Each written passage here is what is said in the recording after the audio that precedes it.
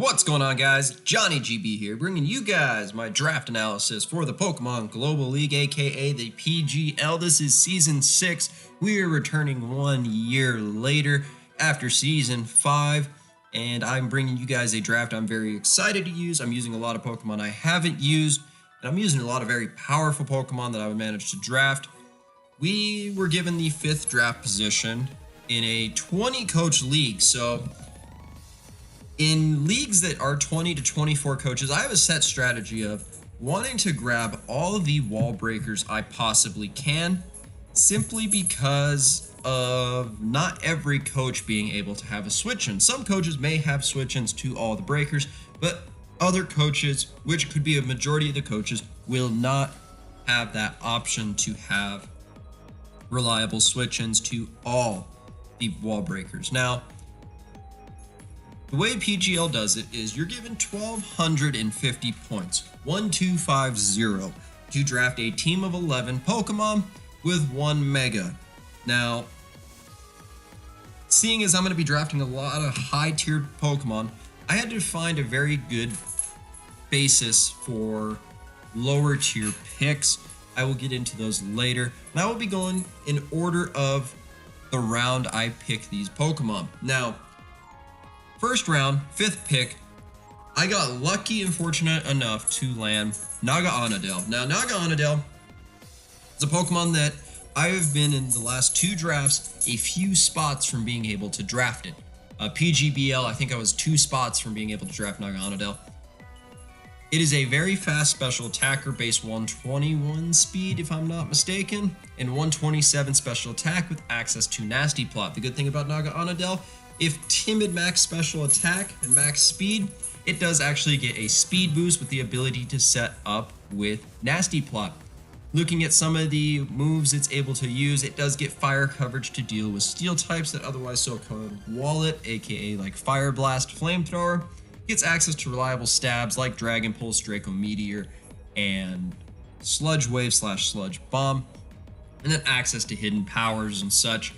Very limited on hidden powers because of it being IV locked. It has at least a minimum of 3 perfect IVs, so it's not able to actually run certain hidden powers. Those will be broken down when I'm actually able to play the game. But it is also one of my 2 Z users that I chose simply because it does like having the Z moves. I can set up a Nasty Plot, get a kill, get the speed boost. Now I have a Z move that potentially could be used on some sort of wall that my opponent may have for it, which is very nice Pokemon to have a Z Crystal. Now, in terms of things that I know it's weak to, I know it's weak to ground and most choice Scarfers, so it's something that I will have to play around, figure out what's Scarfed, what's trying to check this Naga. So to do that, in my later picks, I will go break that down. But for my second round, I had to wait 30 picks until I could actually get my second round pick. Now, I have a strong special attacker with my first round pick. So for my second round pick, I wanted a good physical wall breaker. And fortunately enough, Mega Gallade was sitting there at the 35th pick. A Mega that I'm using okay in the PGBL. I would like to use it a little bit better. And it fits actually with Naga very well. I do need a reliable way to just destroy steals so that I'm not reliant on having to bring Firenium Z with Flamethrower Fire Blast. So Mega Gallade gives me a good option. It's also a very solid setup sweeper. Access to bulk up Sword Stance substitute, along with very powerful stabs with Zen Headbutt, Close Combat, decent reliable recovery with Drain Punch, and access to priority with Shadow Sneak. So Mega Gallade pairs up very nicely with Naga.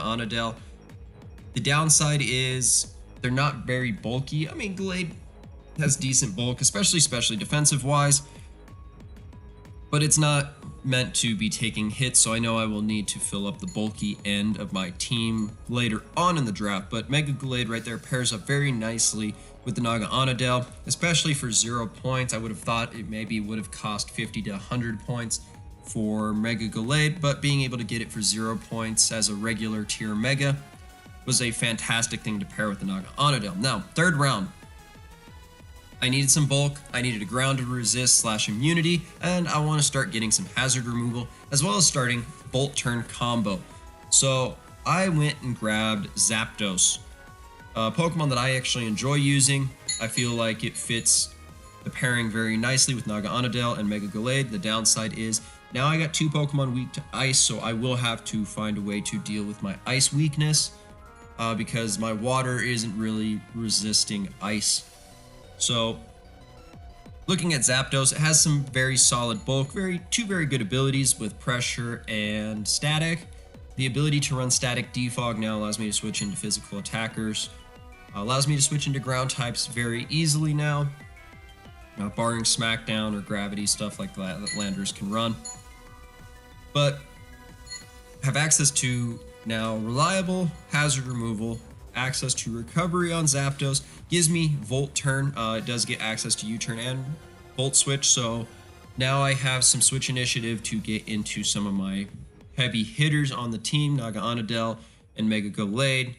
So now I can play a momentum game with these offensive threats on my team, as well as have a nice pivot to switch into a lot of different Pokemon that my opponent may bring to check my Naga Onodale or Mega Gallade. So here we go into the 4th round. This is where I was really unsure about what to pick because I needed some bulk, but I wanted to grab some offense and pretty much just get as many setup sweepers as I can. But I also wanted some forms of hazard and ended up taking Scolipede. Now, Scolipede's a Pokemon I used in the PMC a while back, and I actually enjoyed Scolipede. Now, this isn't for really Speed Pass. I know people see Scolipede, they're like, oh, Speed Pass into Mega Gallade or Naga Onodale. When I'm looking at Scolipede, I'm looking at a Pokemon that can set up Toxic Spikes or Spikes, but can also be just a setup sweeper on its own with its ability to get Swords Dance, Speed Boost. There's the Substitute Swords Dance sets, access to recovery with Black Sludge, along with a pretty good move pool to deal with a lot of things that may want to check it with stuff like Aqua Tail or even potentially Rock Slide. So it does have access to some coverage moves to hit Pokemon that may try to switch into it, along with some very good stabs with Mega Horn and Poison Jab. So Scolipede, I feel fit that offensive presence role because of its ability to run a few different move pools. Yes, people will have to prep for Baton Pass because the Baton Pass clause is no speed plus any other stat. So I can pass speed, I can pass attack, but I can't pass both.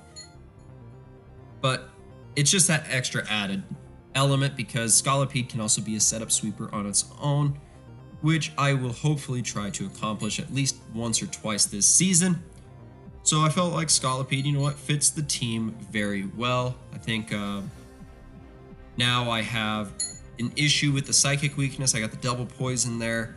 So I have Gallade, doesn't resist Psychic at all. So I know I will need to get a Psychic resist or immunity at one point later on in the draft. But going into round 5 now, this is where I had some options of what to pick. I know I need the Psychic resist. I know I need bulk now because my only bulk on the team is Zapdos. So sitting in round 5 was Deoxys Defense. Now, again, this is where I said I'm going to grab as many good Pokemon as I can because I saw a lot of lower tier Pokemon that I felt should have been priced higher that I know I would be able to grab.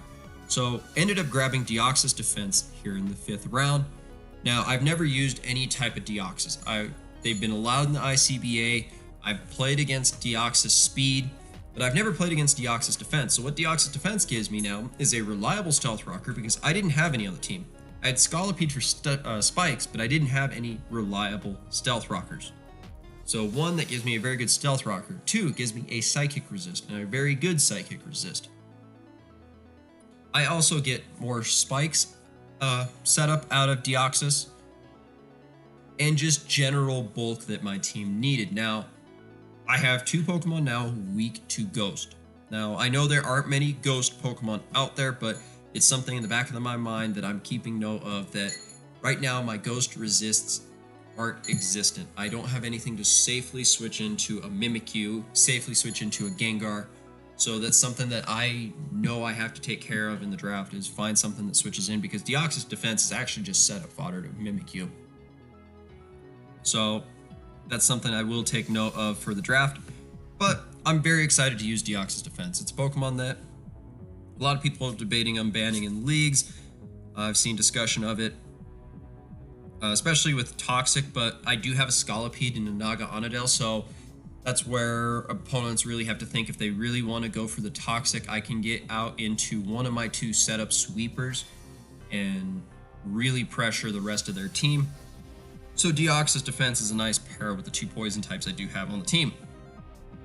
So now we head into the 6th round. So I needed Steel type, I needed Fairy type, and one Pokemon fit the bill that I love using. That's Klefki. So Klefki gives me a decent Fairy Steel type with access to a lot of support moves, which I feel like is what I needed on the team. So I do get access to Light Screen and Reflect, get access to more Spike setup, get access to Defog. So Klefki is just that general support mon. I get access to Thunder Wave. Granted, my team's pretty fast right now, so just being able to Thunder Wave potential Choice Scarfers, to me, I thought was actually, pretty good idea, seeing as a lot of teams will just have to bring maybe 1 to 2, maybe even sometimes 3 Choice Scarfers to deal with a lot of the Pokemon on my team. So Thunder Wave Klefki does help out quite a bit. Gets also access to stuff like Magnet Rise to help with its ground weakness. So Klefki, I'm very excited to use again, but also can be a good Calm Mind sweeper. I've been able to actually sweep with Calm Mind Klefki before, so excited to see if another Calm Mind sweep is in the works for Season 6 of the PGL. Gonna have to stay tuned for that one. But yeah, just another Pokemon I've used before that I'm comfortable using and I feel fits well with what I have on the team. 7th round. Now, I have the rest of my draft planned out because I know one Pokemon's not getting drafted, simply because of the price. So now I need to start grabbing steals. And the first steal I saw was the 50-point Linoone. Shout out to Under the Radar, his love for Linoone. I felt like, you know what? I need a Ghost Resist. I know Linoone isn't taking many hits, but hey, it's a Ghost Resist and a Ghost Check, really, because of its access to Shadow Claw. Now, I know most ghosts can run Will-O-Wisp, so I mean, I got options there with potentially Lumberry, with Extreme Speed, Shadow Claw, Belly Drum, Seed Bomb. So again, it's just another setup sweeper, which not everybody's going to have checks or counters to all of the setup sweepers on my team. It's the style I want to play with. I did very well in the MP AAA with this style of team, grab the heavy breakers, and pretty much force my opponents into extreme prep to prepare for all the forms of setup sweepers. Because you look at the team right now, we have Naga, Linoone, Scolipede, Mega Gallade, 4 very solid setup sweepers that can set up on a lot of things. So having Linoone gives me a way to switch into ghost types to an extent, but also have a reliable form of priority. Extreme Speed with the Belly Drum boost is going to hurt a lot of teams. Access to Shadow Claw means ghost types can't really wall it very well. I'm not sure if it gets any type of ground stab, but I know it can hit rock types and ground types with Seed Bomb. So very excited. Linoone, I think, is a Pokemon that will be overlooked by a lot of people, and its ability to sweep will actually be very, very key this season. So moving on into the 8th round. So I have 4 picks left, 8, 9, 10, 11. And I know I need to start taking some of the remaining core. I have a Fairy Dragon Steel, Naga, Klefki, but I need my Water, Fire, Grass, because at this point in the draft, a lot of the grass types were gone. But I had one that could act as a setup sweeper in a sense, but also was more reliable hazard removal, and that's Laurentis. So I ended up taking Laurentis in the 8th round because I needed a grass type. I needed a ground resist because my only other resist to ground was Zapdos. So Laurentis, when I look at it, I think it got better with Ultra Sun and Moon. Its access to Superpower now allows me to run some interesting sets with potentially Superpower and Leaf Storm when you're looking at it that way, to where Contrary now boosts my attack and defense by 1, boosts my special attack by 2, so now I got a nice little mix Laurentis. The downside of it is its speed, which actually isn't a hindrance because there's quite a few players that drafted Sticky Webs. So Sticky Webs now give my Laurentis a +1 speed. Granted, base 45 speed +1, I'm not outspeeding much, but I'm just saying it is a possibility for teams that set up Sticky Webs that are trying to maybe play a slower game versus my offensive, fast-paced team.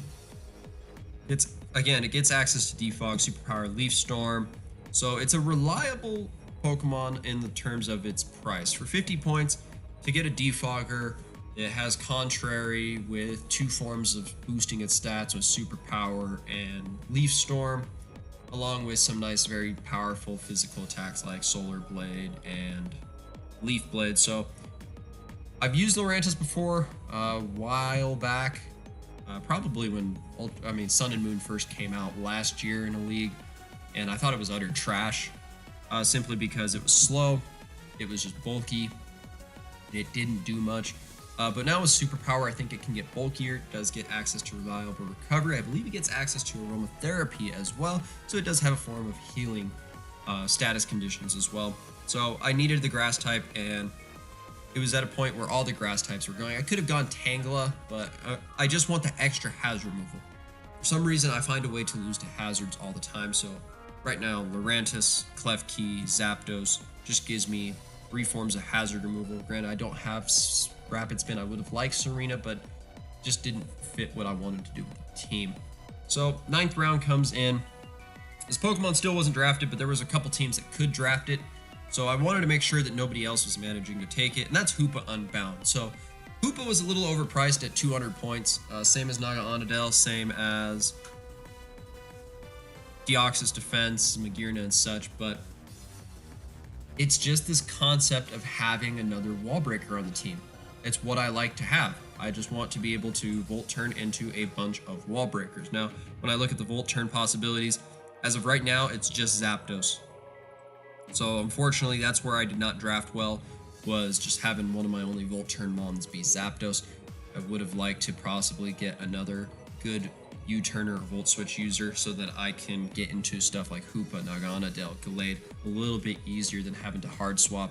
Even my Baton Pass, I do have Scolipede with Baton Pass, so it's an option there. So looking at Hoopa Unbound, very good move pool, physically and specially.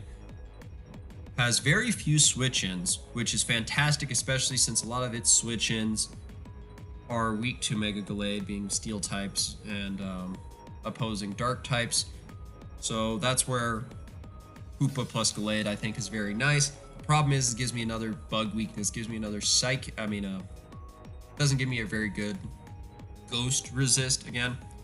But I haven't used Hoopa before. I want to try it out because there's people that claim Hoopa is very good.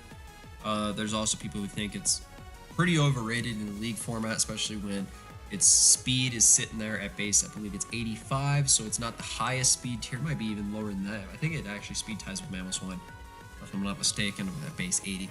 So its speed is a real hindrance where it forces a lot of people to run Choice Scarf. There are a couple Z move options with it, and that's why I make it my second Z move, Z crystal holder. So there are a couple Z move, Z status with Hoopa that I could potentially try to make it a little bit better, especially on the team that it's in. So I mean, I'm pretty weak to bug, with my resist being Zapdos, Naga Onadel to an extent.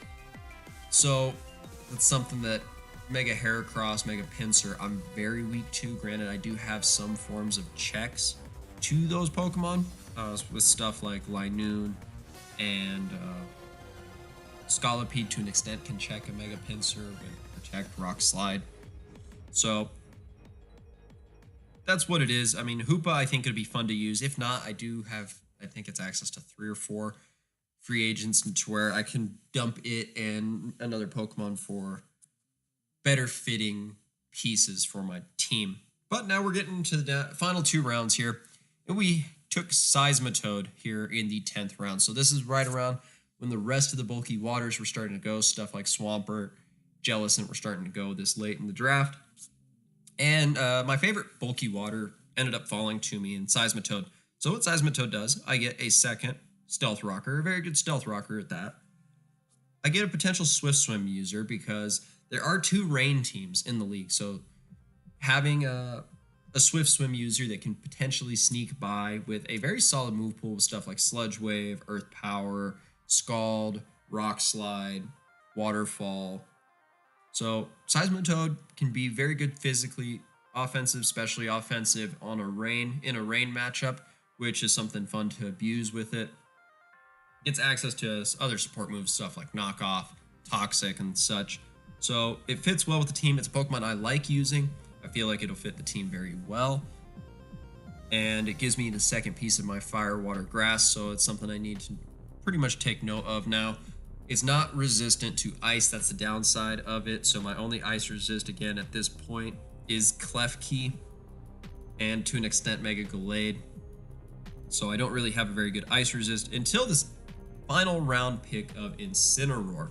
Now, Incineroar I've started to use a lot more, drafted in the NP AAA. Felt like it was actually a very decent mon. Unfortunately, it doesn't have Intimidate. Had it had Intimidate, I feel like it's getting at the final round is a very good value pick, but unfortunately it does not have that capabilities. But when looking at Incineroar, gets access to U-turn, so now I get a second U-turn user. Very solid bulk on it, I believe. Let me double check here. I believe it has like 90 across the board bulk wise. 95, 90, 90. So very solid bulk, very solid Assault Vest user. Base 115 attack is nice. Base 60 speed is just a real hindrance. But you know what? I have a lot of fast Pokemon on the team. Dialing back the speed isn't always a bad thing. Now, again, it's weak to dark, but this is actually a very good Psychic and Ghost switch in, as I can Assault Vest stuff and potentially just check any type of Ghost or Psychic types. The downside is it does not get Pursuit. If it did get Pursuit, it would be a lot better. It does get access to nice stuff like Taunt, U-turn, Will-O-Wisp. Gets also access to Nasty Plot and Swords Dance, so it can be a sweeper on both ends. Does get access to Flame Charge, which can boost its speed, but I will need like 1 or 2 Flame Charges to actually reliably outspeed stuff. And then, I mean, it's just a very solid move pool in terms of what it can do. Priority with Fake Out and Sucker Punch, I believe. No Sucker Punch. So just Fake Out. So all in all, I'm actually very happy with the team. Do I feel like it could have been a little bit better? Yes and no. Just simply because it's fitting the playstyle I want to go with. I have this mindset of what I want to do in the league, and just in these larger leagues in general, I have this general mindset of grabbing as many wall breakers as I possibly can to minimize the switch-ins my opponent can have. But guys, if you guys enjoyed the draft analysis for the PGL, go ahead, like the video, comment your guys' support for the Oregon Duckletts, subscribe to the channel if you guys have not already done so. I'm hovering right around that 250 mark, so let's see if we can get to 500 by the end of the year. But with all that being said, guys, I am Johnny GB, and I'm out.